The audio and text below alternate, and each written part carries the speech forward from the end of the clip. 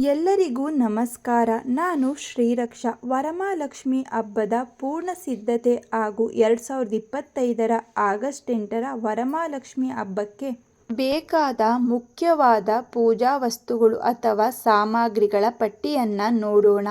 ಪೂಜಾ ಸಾಮಗ್ರಿಗಳು: ಅರಿಶಿಣ, ಕುಂಕುಮ, ಊದ್ಬತ್ತಿ, ಕರ್ಪೂರ, ಧೂಪ, ದೀಪಗಳು. ದೀಪದ ಬತ್ತಿ ಹಾಗೂ ತುಪ್ಪದ ಬತ್ತಿ ಎರಡೂ ಕೂಡ ಬೇಕು.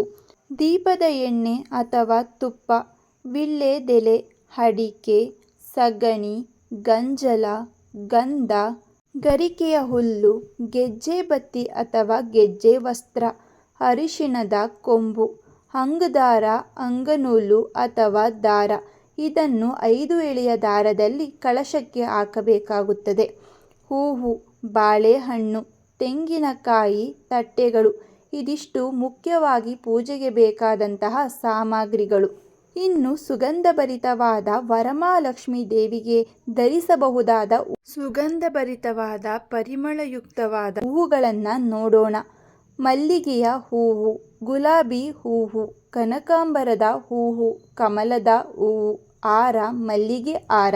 ಮಲ್ಲಿಗೆ ಹಾರ ಇಲ್ಲವಾದರೆ ಯಾವುದಾದರೂ ಪರಿಮಳವಾದ ಹೂವನ್ನು ಉಪಯೋಗಿಸಬಹುದು. ಪಾರಿಜಾತದ ಹೂವು, ತುಳಸಿ ಮಾಲೆ, ತಾವರೆ ಹೂವು, ಜಾಜಿ ಮಲ್ಲಿಗೆ. ಬಿಡಿ ಹೂಗಳು ಪೂಜೆಗೆ ಬೇಕಾಗುತ್ತವೆ.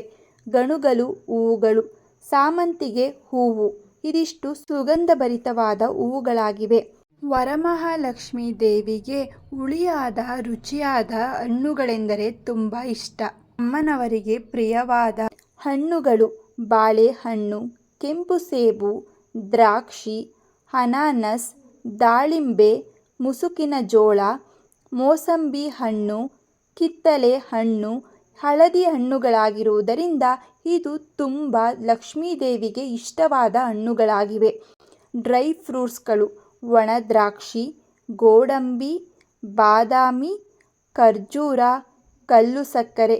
ಇದಿಷ್ಟನ್ನು ಪಂಚಾಮೃತಕ್ಕೆ ಬಳಸುತ್ತೇವೆ. ಹಾಗೆ ತಟ್ಟೆ ತುಂಬಲು ಕೂಡ ಉಪಯೋಗಿಸುತ್ತೇವೆ.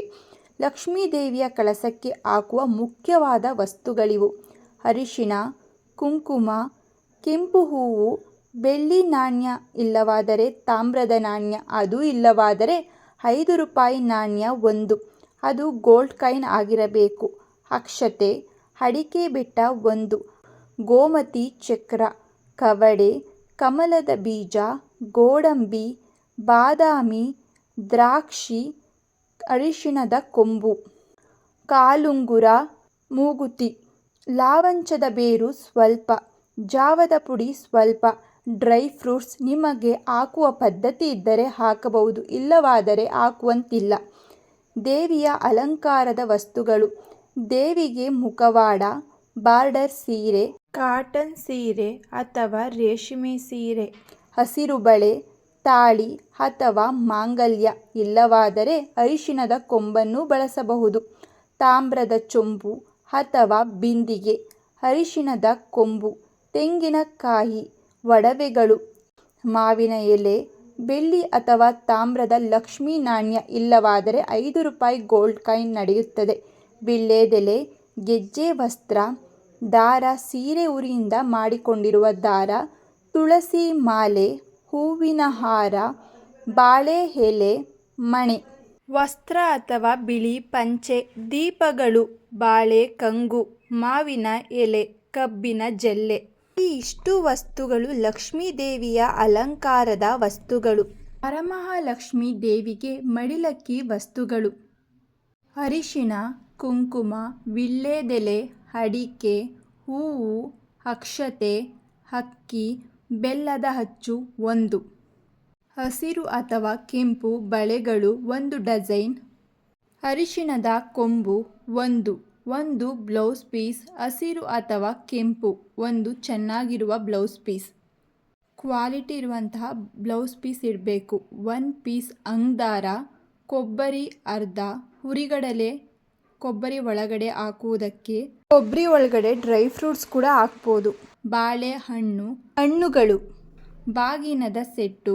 21 ರೂಪಾಯಿ ಕಾಣಿಕೆಯನ್ನು ಮಡಿಲಕ್ಕಿಗೆ ಇಡಬೇಕು.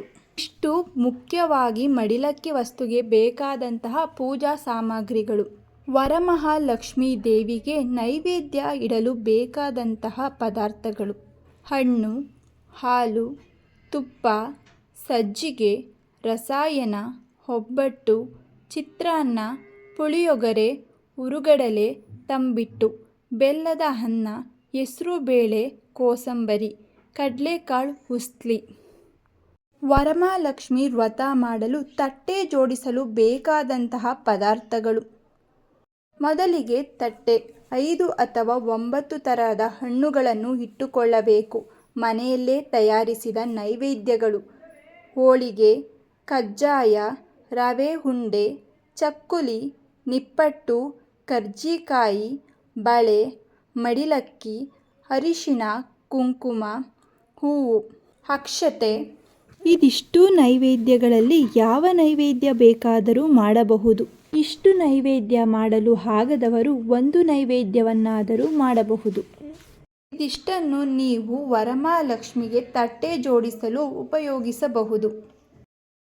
ವರಮಹಾಲಕ್ಷ್ಮಿ ವ್ರತದಲ್ಲಿ ಮುತ್ತೈದೆಯರಿಗೆ ತಾಂಬೂಲ ಅಥವಾ ಕುಂಕುಮಕ್ಕೆ ಕೊಡುವ ವಸ್ತುಗಳು: ಅರಿಶಿಣ, ಕುಂಕುಮ, ಹೂವು, ವೀಳ್ಯದೆಲೆ, ಅಡಿಕೆ, ಬಾಳೆಹಣ್ಣು, ಬಳೆ, ಕ್ವಾಲಿಟಿ ಇರುವಂತಹ ಒಂದು ಬ್ಲೌಸ್ ಪೀಸ್, ನಿಮಗೆ ಸಾಮರ್ಥ್ಯವಿರುವಷ್ಟು ₹5 ಅಥವಾ ₹10 ನಿಮ್ಮ ಕೈಲಿ ಆಗುವಷ್ಟು ಕಾಣಿಕೆ, ತೆಂಗಿನಕಾಯಿ, ನಿಮಗೆ ಸಾಧ್ಯವಾದರೆ ಅವರಿಗೆ ಪ್ರಸಾದವನ್ನು ಕೂಡ ಕೊಡಬಹುದು.